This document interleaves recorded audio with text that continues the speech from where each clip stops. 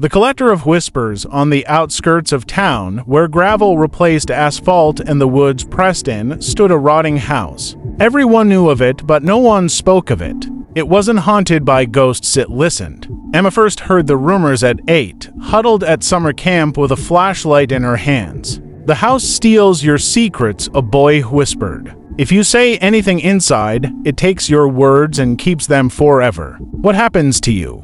Emma asked, her voice skeptical but curious. "You forget? Whatever you said, it's gone, like it never existed. And sometimes, if it's a really bad secret, the house gives you something in return. Something worse." She didn't believe it then, but 12 years later, Emma stood before the house, its windows gaping like blind eyes, its shingles curling like dead skin. She had no business being here, yet here she was. Her hands trembled as they clutched the note in her pocket, a crumpled, tear-stained confession of something she could never say out loud.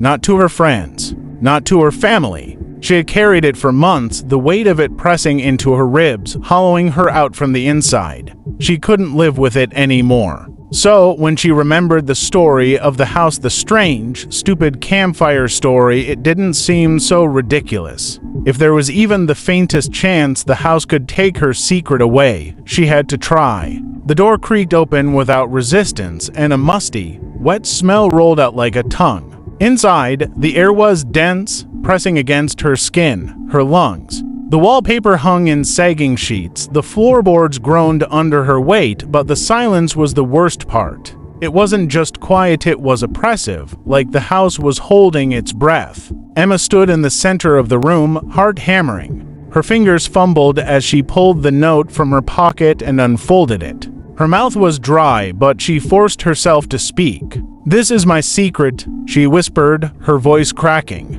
"I killed her." The paper fluttered from her hands to the floor, her words dissolving into the air. For a moment, nothing happened. Then the silence shifted. It wasn't empty anymore. It was alive. The walls groaned, the floor creaked, and the shadows in the corners deepened. Emma backed away, her chest heaving, but the air around her thickened, clinging to her skin like oil. And then she felt it cold, dry fingers brushing against her hair, her shoulders, her face. She spun around, but there was no one there. The house exhaled, and Emma forgot. She stumbled out into the sunlight, her mind a blank slate. The weight in her chest was gone, replaced by an empty, blissful numbness. She didn't know why she had come to the house, or why she felt lighter, freer. She didn't notice the faint whispers following her as she walked away, seeping into her shadow.